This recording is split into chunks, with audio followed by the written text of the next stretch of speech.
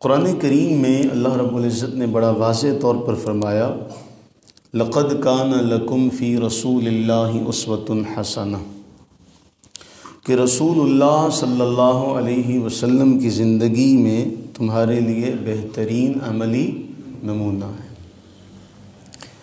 اس حوالے سے آپ یہ ذہن میں رکھیے گا کہ کوئی بھی ایسا مسئلہ ہو، ہمیں ہر مسئلے کے بارے میں رسول اللہ صلی اللہ علیہ وسلم نے تعلیم فرمائی ہے، رہنمائی فرمائی ہے۔ حضرت سیدنا عبداللہ ابن مسعود رضی اللہ تعالیٰ عنہ بیان کرتے ہیں کہ میں نے نبی صلی اللہ علیہ وسلم کو یہ فرماتے ہوئے سنا۔ اب آپ یہ اندازہ کیجئے گا، اگر روحانی اعتبار سے دیکھا جائے تو ہم سب کے استاذ ہیں، سب سے بڑے استاذ ہمارے کون ہیں؟ رسول اللہ صلی اللہ علیہ وسلم۔ ہم ان کے شاگرد بھی ہیں، امتی بھی ہیں، وہ ہمارے روحانی باپ بھی ہیں۔ انتہائی شفقت کا معاملہ یہ ہوتا ہے کہ کوئی استاد اپنے شاگرد کی غلطی دیکھے تو اس غلطی پر ایسے شاگرد کی تربیت کرے کہ شاگرد کو احساس تک نہ ہو کہ یہ استاد نے میری اصلاح کس انداز میں کی ہے۔ آپ اس جملے کو اگر سن کر اپنی قسمت پہ ناز نہ کریں تو پھر یہ آپ کے ذوق کی کمی کی نشانی ہوگا۔ میرے لیے تو یہ بڑا علمی ذوق کے اعتبار سے یہ ہے، ہم کوئی آیت پڑھتے ہیں قرآن کریم کی، کبھی کبھی ایسا ہوتا ہے کہ وہاں ہمیں غلطی لگ جاتی ہے۔ بعض اوقات ہم نماز پڑھتے ہیں، نماز میں ہمیں غلطی لگ جاتی ہے، ہوتا نا ایسا؟ اللہ کے نبی صلی اللہ علیہ وسلم نے فرمایا تم میں سے اگر کسی کو کبھی کوئی قرآن کی آیت پڑھتے ہوئے مغالطہ لگ جائے نا، کوئی بھول جائے، تو فرمایا بئس ما للرجل او للمرء ان یقول نسیت سورۃ کیتا و کیتا او آیت کیتا و کیتا۔ تم میں سے کسی آدمی کی یہ بات انتہائی بری ہے، چاہے وہ مرد ہو چاہے وہ عورت ہو، یہ بات انتہائی بری ہے کہ وہ یوں کہے کہ میں فلاں فلاں آیت بھول گیا۔ ایسا نہ کہے، بلکہ وہ یہ کہے بل ہوا نسیہ، اسے فلاں آیت بھلا دی گئی۔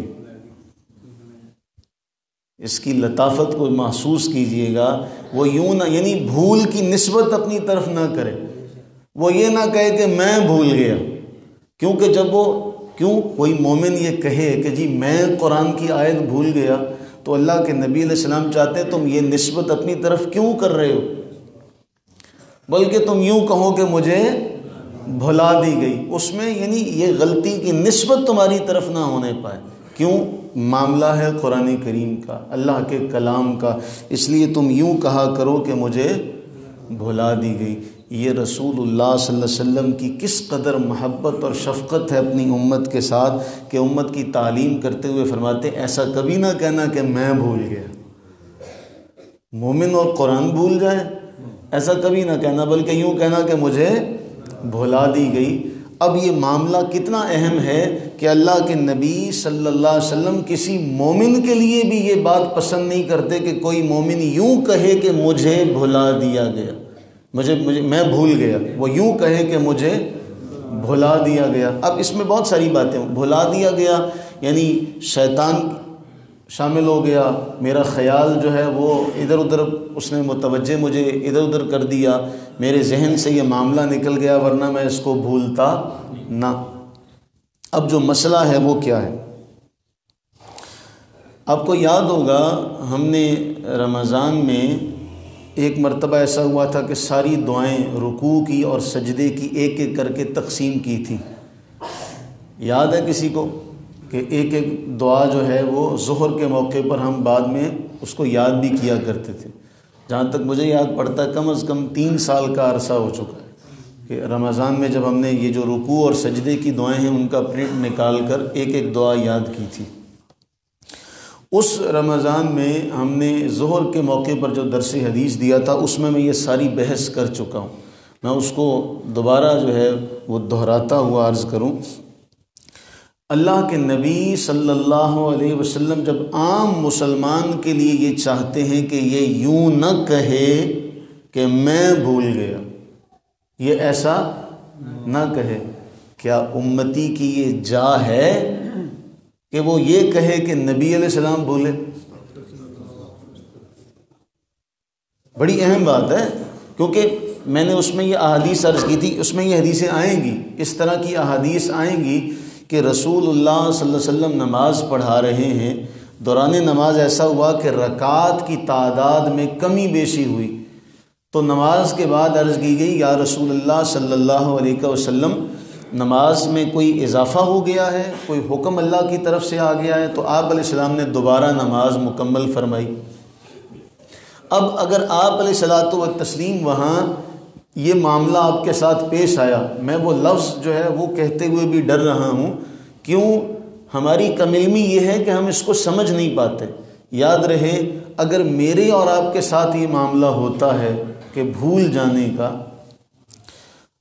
تو ہمیں سجدہ سہو کا حکم ہے، ایسا ہی ہے، نماز میں سجدہ سہو کا حکم ہے، تاکہ ہم میں سے اگر کوئی بھول جائے سجدہ سہو کرے تو دل چھوٹا نہ کرے، وہ کہے میرے لیے اس میں بھی رسول اللہ کی سنت موجود ہے، ایسا ہی ہے۔ اگر رسول اللہ علیہ السلام کے ساتھ یہ معاملہ پیش نہ آتا تو ہمیں یہ معاملہ مسئلہ کیسے پتہ چلتا؟ ہمیں یہ مسئلہ کیسے پتہ چلتا کہ اگر نماز میں ایسا کوئی معاملہ پیش آ جائے تو وہاں سجدہ سہو کیا جائے گا؟ اگر یہ معاملہ رسول اللہ علیہ السلام کے ساتھ نہ پیش آتا تو ہمارے لیے یہ حکمت اور یہ سنت کیسے ملتی؟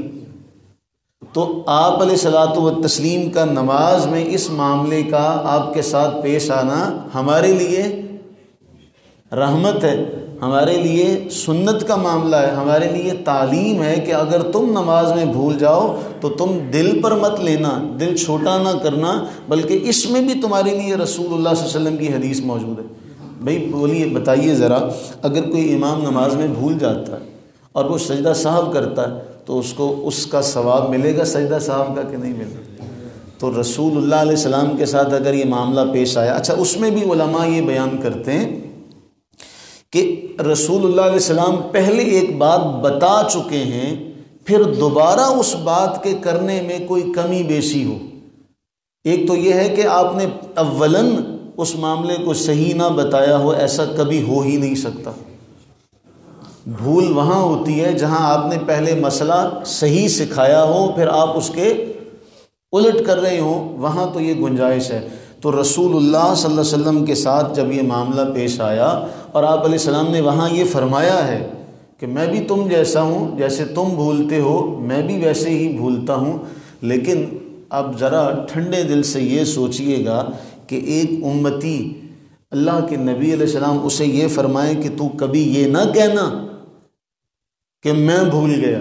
سب سے بئس ما، بہت بری بات ہے یہ کہ کوئی مرد یہ کہے کہ میں بھول گیا، بلکہ وہ یہ کہے کہ مجھے بھلا دیا گیا۔ تو کیا وہ امتی اگر حق محبت ادا کرنا چاہتا ہو، کیا وہ اپنے نبی کے بارے میں یہ بات کہہ سکتا؟ اگرچہ نبی نے فرمائی بھی ہو، کیا وہ یہ بات کہے گا کہ میرے نبی بھولے؟ معاذ اللہ ثم معاذ اللہ۔ تو یہ اللہ سے ادب کی توفیق مانگنی چاہیے۔ ہمارے لوگ کہتے ہیں، ہمارے کچھ یار لوگ ہیں، وہ تو کہتے ہیں جی بریلوی یہ نہیں بیان کرتے، گویا اس کا معنی یہ ہوا کہ آپ کے نزدیک رسول اللہ صلی اللہ علیہ وسلم کی شان کو کم کرنا یہ دین ہے۔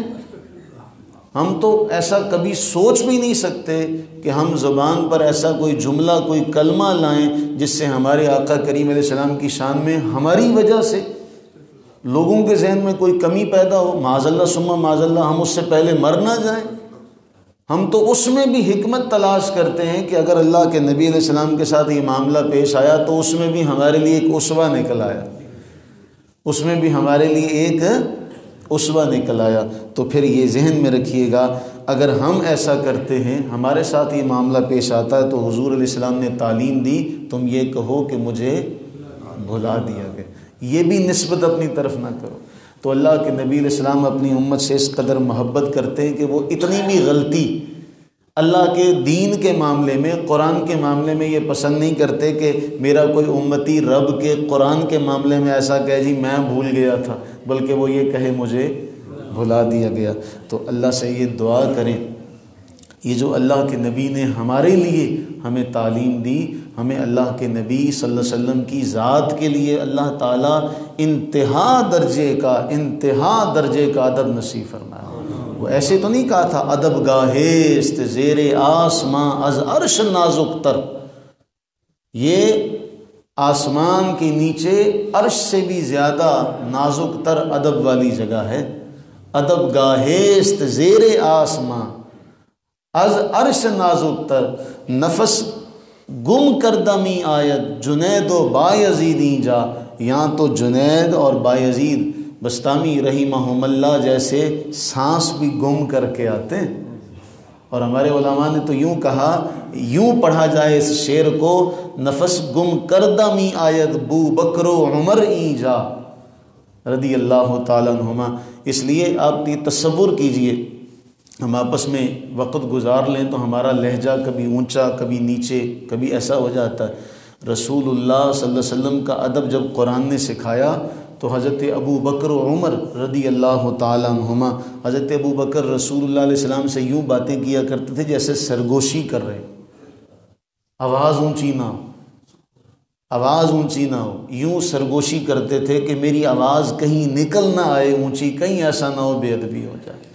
اور جب بھی کوئی وفد آتا تو اس ایک آدمی حضرت ابو بکر بھیجتے، انہیں بارگاہ رسالت کے آداب بتاتا، ایسے بولنا ہے، ایسے بولنا ہے وہاں جا کے۔